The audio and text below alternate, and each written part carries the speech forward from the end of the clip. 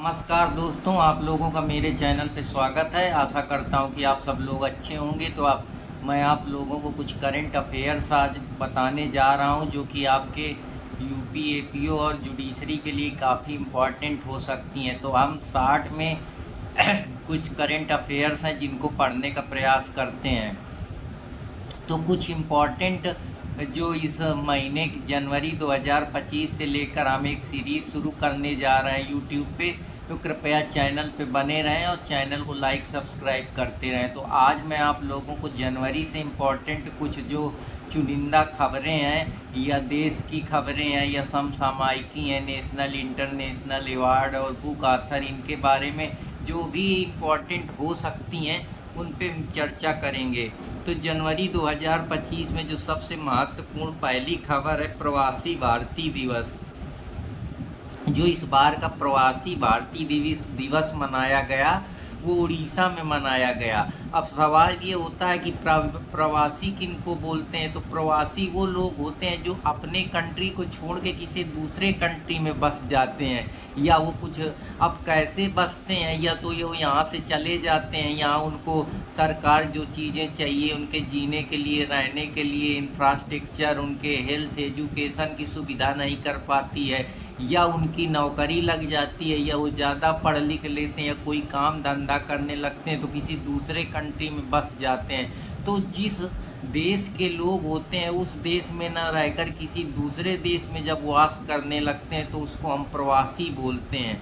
अब प्रवासी में क्या होता है, जिसको हम इंग्लिश में इंडियन डायस्पोरा बोलते हैं। तो ये डायस्पोरा वही लोग होते हैं जो अपने देश के जो राष्ट्र की एक आइडेंटिटी पे बंधे होते हैं, लेकिन अब वो इस देश को छोड़कर दूसरे देश में रहने लगे हैं, वहाँ की नागरिकता हासिल कर लिए, लेकिन उनका जो जन्म जाति मूल वंश है या मूल जो उनका एक हम कह सकते हैं कि रोल है वो उसी कंट्री से जुड़ा हुआ है। वो ये यहीं के वंशज हैं, वो यहीं उनकी उत्पत्ति हुई है, यहीं पैदा हुए हैं। तो उसी पे जो हम अपने देश के नागरिकों को हानर करने के लिए या जो यहाँ से गए हैं उनकी सराहना करने के लिए प्रवासी भारतीय दिवस मनाया जाता है, जिससे जो जिस कंट्री में रह रहे हैं वहाँ की जो सरकार है, वहाँ का जो सिस्टम्स है, वहाँ की जो गवर्नेंस है उनसे तालमेल बना रहे, जिससे उन्हें किसी प्रकार की समस्या ना हो, चाहे वो उनकी इकोनॉमिक इंक्लूजन को जोड़कर हो, अपॉर्चुनिटी की बात हो या इंफ्रास्ट्रक्चर की बात हो,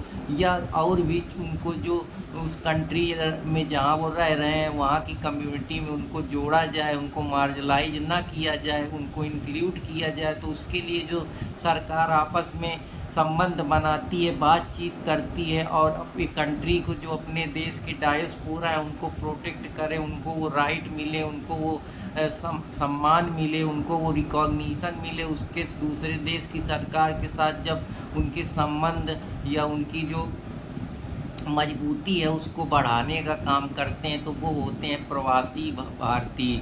तो आशा करता हूँ कि आप लोगों को पसंद आया होगा। तो उन्हीं के सम्मान में या कल्चरल हेरिटेज बढ़ाने के लिए, कल्चरल जो हमारी एक जान पहचान बढ़ाने के लिए, कल्चरल एक्सीलेंस या प्रॉस्पेरिटी को मेंटेन करने के लिए, या अपने सिविलाइजेशन को ग्लोरीफाई करने के लिए, जब हम दूसरे कंट्रियों के जो वहाँ के लोग होते हैं हमारी कंट्री से वहाँ गए हैं तो वहाँ की सरकार के साथ तालमेल बैठाने का काम करते हैं, जिससे जो हमारे देश के नागरिक हैं, हमारे देश के जो लोग हैं दूसरे कंट्री में रह रहे हैं, उनकी सरकार उनको रिकॉग्नाइज करे, उनको जाने, उनको अपने साथ जोड़ के चले। तो ये जो सारी चीज़ें होती हैं ये आती हैं प्रवासी भारतीय दिवस में। तो जो इस बार का प्रवासी भारतीय दिवस है उसका ये 18वां एडिशन था।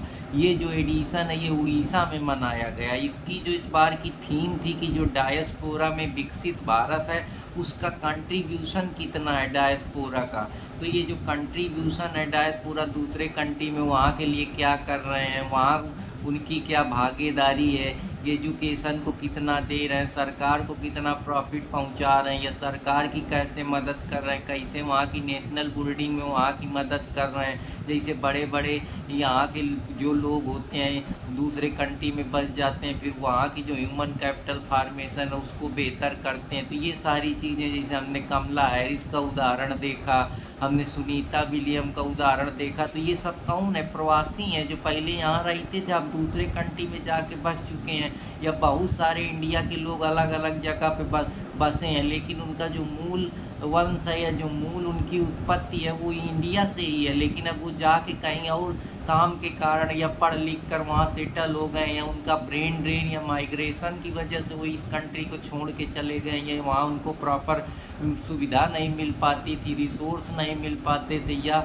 उनको बहुत सारी और भी जो है प्रॉपर ज़िंदगी की खोज में अपॉर्चुनिटी के लिए, बेहतर लाइफ स्टाइल के लिए, अपने लिए वो इस कंट्री को छोड़ चुके हैं, या यहाँ अपॉर्चुनिटी उस प्रकार की नहीं थी जो दूसरी कंट्रियाँ देती हैं, या ब्रेन ड्रेन की वजह से चले गए, या उनको ज़्यादा वहाँ सुविधा मिल रही है, ज़्यादा उनको शांति है।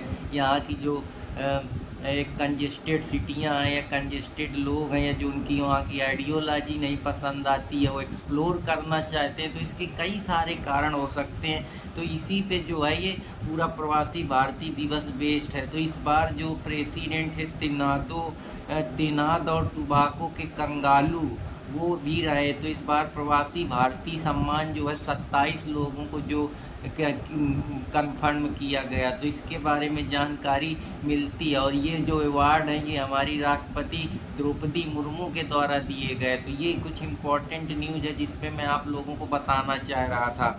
अब कुछ इम्पोर्टेंट डे याद करते हैं, एग्ज़ाम में हमेशा पूछे जाते हैं। तो जनवरी के कुछ इम्पोर्टेंट डे आप लोगों को जो लगते हैं हमको कि इम्पोर्टेंट है, या उनकी महत्व ज़्यादा रहा है, ज़्यादा उन पे फोकस किया गया है जब ये चीज़ डिस्कशन हुआ है या इस प्रकार की न्यूज़ें आई हैं, तो उसी पे आज मैं बात करूँगा। तो जनवरी जो 16 है वो लोकपाल डे की बात करती है। अब जनवरी 16 में लोकपाल डे से जैसे लोकपाल बनाया जाता है, जिससे जो इस प्रकार के एक्ट होते हैं समाज में, या जो हमारी गवर्नमेंट है वो प्रॉपर तरीके से आर्बिट्रेरी काम करती है या कंट्रोल करने के लिए, जिससे करप्शन जैसी जो समस्याएं हैं उन पे रोक लगाया जा सके। तो ये सारी चीज़ें जो हैं ये इम्पोर्टेंट रोल प्ले करती हैं। तो आशा करता हूँ कि आप लोगों को ये भी पसंद आएंगी। तो ये जो लोकपाल के मामले हैं जनरली जो दिए रहते हैं, ये लोकपाल जो है, लोकपाल बेसिकली जो वॉच डॉग करता है जितने भी गवर्नमेंट के इंस्टीट्यूशन होते हैं, ताकि एक कोई करप्शन ना हो या कोई अनइथिकल एक्टिविटी ना परफॉर्म हो। तो ये सारी चीज़ें हैं जो इसके ऊपर इम्पोर्टेंट रोल प्ले करती हैं। तो इसके अंदर जो इसको लोकपाल को जो है वो LM सिंघवी ने दिया था। लेकिन लोकपाल अब हमको ऐसे जनरली याद तो रहेगा नहीं, तो हम इस प्रकार से याद कर सकते हैं कि 16 कैसे याद होगा। तो 16 लोग 17 लोग पहले के ज़माने में होते थे कि पाताल लोग, ये लोग, फलाना लोग। तो 16 लोग से आप लोकपाल को याद कर सकते हैं। तो पहली तो ये ट्रिक थी। दूसरी 3 जनवरी को जो है बॉडी वेलनेस डे मनाया जाता है। तो अब माइंड और बॉडी वेलनेस दिवस कैसे याद किया जाएगा। तो अकेले तो आप अपनी माइंड को समझ नहीं पाएंगे। तो आप 3 लोग अगर होंगे, मान लो पापा भी मिल गए, मम्मी मिल गई, आप मिल गई, तो जो भी दिन भर की समस्याएं थी या परेशानियां थी आपस में बात कर लिए, तो माइंड और बॉडी एकदम भनभना के सही हो गई, कोई दिक्कत नहीं रही। तो इसी प्रकार से आप याद कर सकते हैं कि 3 जब मैं, मम्मी, पापा, तो इसमें आप क्या कर रहे हैं, ये कैसे आसानी से याद हो जाएगा जब आप एसोसिएशन बनाएंगे कि 3 लोग आप याद करिए फिर कि हमारी अब अपनी बॉडी माइंड को मैं कैसे सही करूँगा। तो मैं 3 लोग मिलके, मम्मी पापा, हम आपस में बात कर लेंगे तो इसका सल्यूशन निकल आएगा। तो ये माइंड बॉडी प्रॉब्लम की बात जो है वो 3 जनवरी में की गई है। अब 16 जनवरी को जो है वो स्टार्टअप डे, नए लोग, वो जैसे जैसे समाज बढ़ रहा है, डेवलप हो रहा है, दूसरी कंट्रियां बेहतर परफॉर्म कर रही हैं, तो लोगों की जो है वही ट्रेडिशनल सोच से ऊपर निकल रहे हैं, उनको अपॉर्चुनिटी मिल रही, तो लोग अपना खुद का काम धंधा छोटा मोटा शुरू कर रहे हैं। तो जो 16 जनवरी को स्टार्टअप डे मनाया जाता है। तो अब स्टार्टअप कैसे होगा, 16 जनवरी से याद करने के लिए स्टार्टअप वो है कि हम अकेले तो स्टार्टअप करेंगे नहीं, तो आप 16 लोग मिल के स्टार्ट कर सकते हैं, या 16 जो है उस प्रकार से आप याद कर सकते हैं कि 16 जो है स्टार्टअप है हमारे देश में। तो एक आपको इमेज बनानी पड़ेगी जिसके ज़रिए आप स्टार्टअप डे को याद कर पाएंगे। जैसे होता है ना कि पराक्रम, अगर आप कोई भी मेहनत करेंगे तो अकेले मेहनत नहीं होती है, लेकिन अगर 2-3 लोग मिल के मेहनत करेंगे तो आसानी से जो है वो पराक्रम दिखा देंगे, पावर क्षमता बिल्कुल ताकत आ जाएगी। तो 2-3 लोग मिल के, तो इस प्रकार से 2-3 से मिल के आप 23 जनवरी को पराक्रम दिवस याद कर सकते हैं। तो ये कुछ तरीके हैं जो मैं बताने का प्रयास कर रहा हूँ। आशा करता हूँ कि आपके यूपी एपीओ में ये हेल्पफुल होंगे। अब एजुकेशन डे है, तो एजुकेशन में क्या है, अभी एजुकेशन में एक इमेज बना लीजिए कि एजुकेशन अगर मुझको किसी को देना है, जैसे मैं पढ़ा रहा हूँ तो मेरे चैनल में हो सकता है अभी 1 लोग भी ना हो, लेकिन कुछ दिन बाद 2-4 लोग देखने लगेंगे। तो इस तरीके से आप याद कर सकते हैं कि 2-4 लोग एजुकेशन को मेरे देखने लगेंगे, या 2-4 24 को एजुकेशन डे मनाया जाता है। तो 24 कैसे याद कर पाएंगे? 2-4 अपने दिमाग में इमेज बनाइए कि अगर मैं 2-4 लोगों को पढ़ाऊंगा तो मैं एजुकेट कर रहा हूं। तो इस प्रकार से आप एजुकेशन दिवस याद कर सकते हैं। अब 28 तारीख को जो जनरली है वो डाटा प्राइवेसी दिवस होता है। तो अब महीना का आखिरी दिवस है और सबको पता है कि डाटा हमारा 28 तारीख को जनरली सबका ख़त्म होता है। तो हम अपनी अपनी प्राइवेसी को प्रोटेक्ट करने लगते हैं कि यार कितनी जल्दी हम इन सब को चीज़ को देख लें, नहीं अगले महीने जैसे रिचार्ज होगा कोई हमारा फिर से ना देखने लगे। तो इस प्रकार से आप डाटा प्राइवेसी डे याद कर सकते हैं। तो ये कुछ इम्पॉर्टेंट चीज़ें हैं जो मैं आपको बताने का प्रयास कर रहा था। बाकी मैं डिटेल में और भी जो इम्पॉर्टेंट डे होंगे उनके बारे में PDF लगा दूंगा, तो आप उसको से समझ लीजिएगा और जान लीजिएगा। तो अब हम लोग अपॉइंटमेंट की तरफ चलते हैं। तो इस बार जो अपॉइंटमेंट डायरेक्टर जनरल जो असम पुलिस फोर्स के किसको बनाया गया है, तो अब अगर असम की जो पुलिस चीफ है उसमें डायरेक्टर बनाया गया है ज्ञानेंद्र प्रताप सिंह को। तो अब ज्ञानेंद्र प्रताप सिंह कैसे याद रहेगा? पुलिस कौन बनता है? जो पढ़े लिखे होते हैं, जिनके अंदर ज्ञान होता है। तो इस प्रकार आप ज्ञानेंद्र से पुलिस का कनेक्शन बैठाएंगे और आपको ज्ञानेंद्र प्रताप सिंह याद हो जाएगा। और ये 4 साल के लिए बनाए गए हैं। तो इस प्रकार से आप अपॉइंटमेंट का पहला ज्ञानेंद्र प्रताप सिंह आपने याद कर लिया।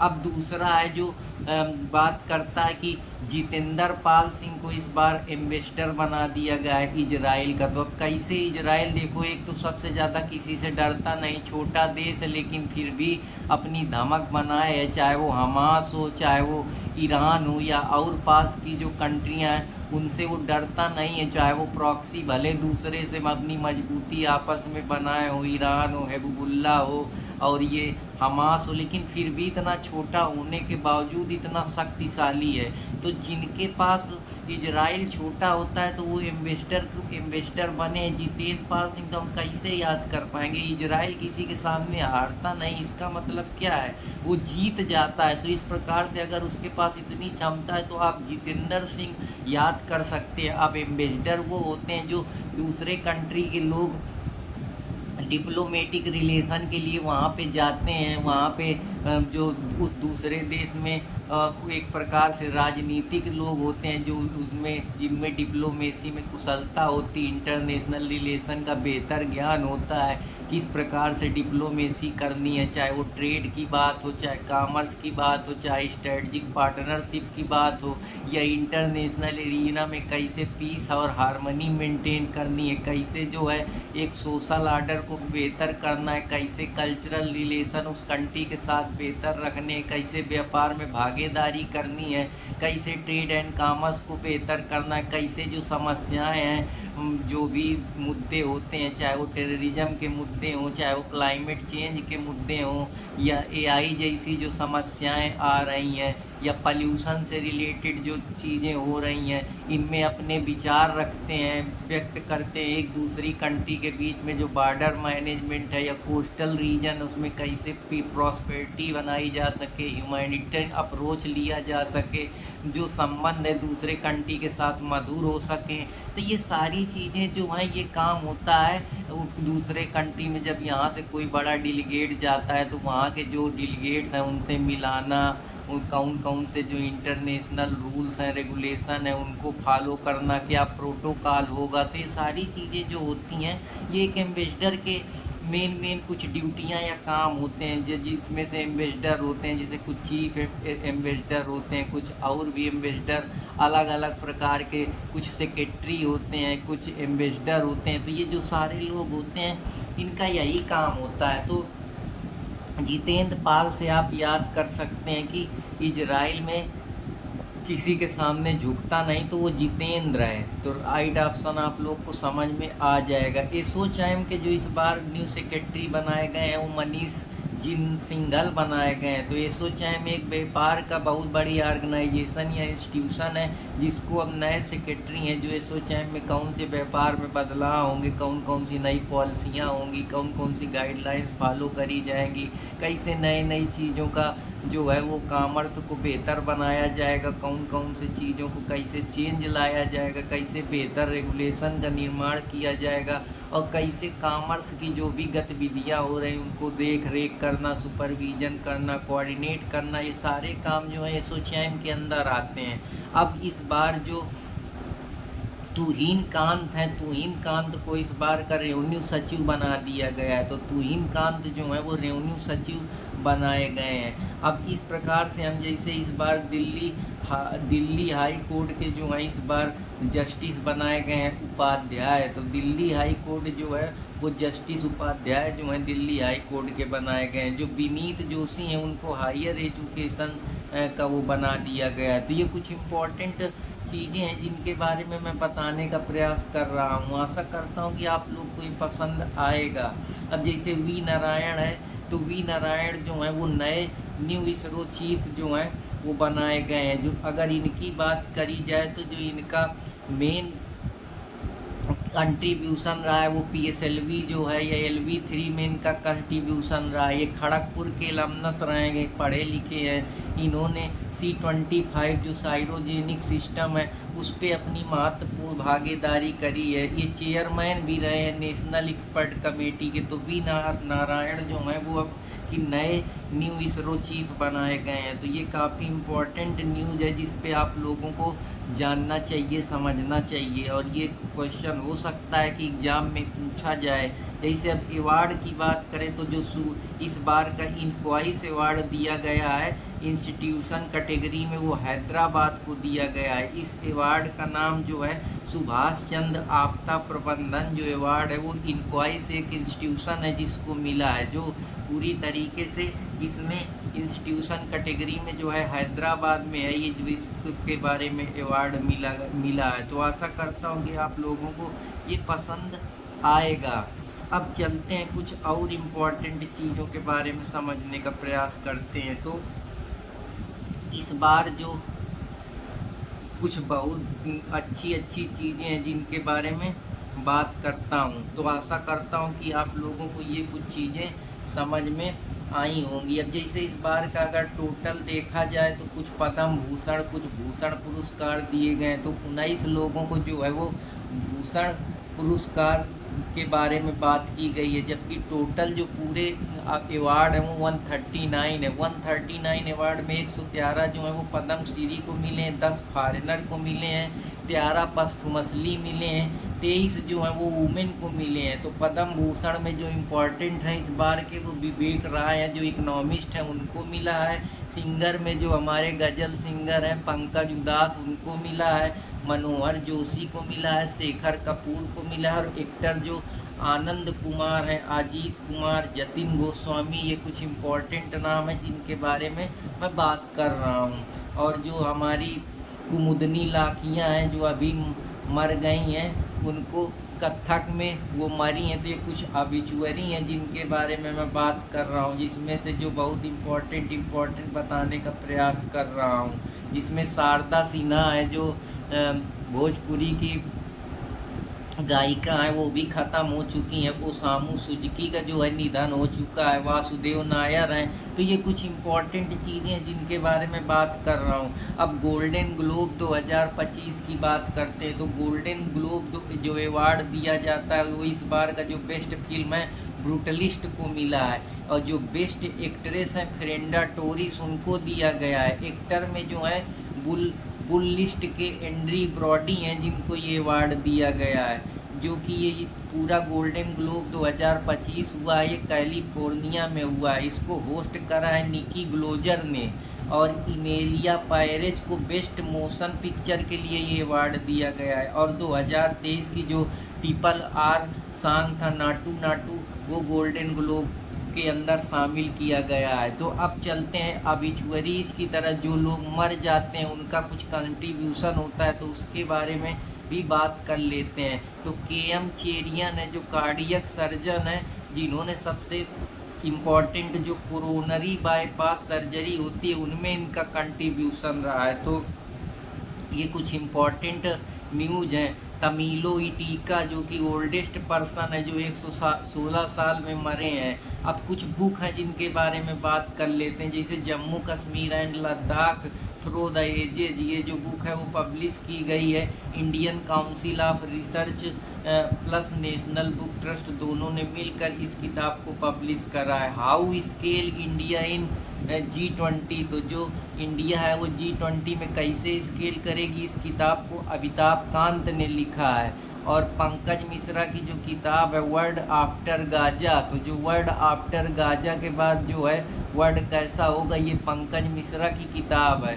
मनीषा पांडे ने लिखा है कि ड्राइविंग चेंज इन 21 सेंचुरी, तो ये जो किताब है ड्राइविंग चेंज इन 21 सेंचुरी में क्या क्या बदलाव होंगे, कौन ड्राइविंग फोर्स होंगे या फीचर होंगे जो चेंज करेंगे, ये किताब मनीषा पांडे के द्वारा लिखी गई है। तो आशा करता हूँ कि ये फास्ट रिवीजन में या कुछ कंसेप्चुअल में मैं आप लोगों को कुछ इम्पॉर्टेंट चीज़ें बता पाया हूँगा। तो आशा करता हूँ कि आप लोग पसंद करेंगे, और पसंद कर तो चैनल को लाइक सब्सक्राइब करते रहो, अपने दोस्त अर्पित कुमार आबादिया के साथ जुड़े रहें। तो फिर नए टॉपिक लेकर आऊँगा अगली सीरीज में फरवरी के, तब तक पढ़ते रहें, मुस्कुराते रहें, हंसते रहें। जय हिंद दोस्तों, जय भारत।